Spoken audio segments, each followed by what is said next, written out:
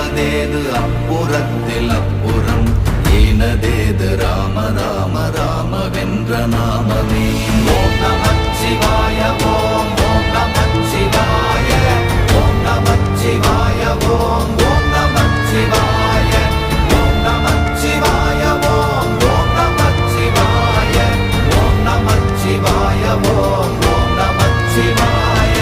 அஞ்செழுத்திலே பிறந்து அஞ்செழுத்திலே வளர்ந்து அஞ்செழுத்தை ஓதுகின்ற பஞ்சபூத பாவிகாள் அஞ்செழுத்தில் ஓரெழுத்து அறிந்து கூற வல்லிரே.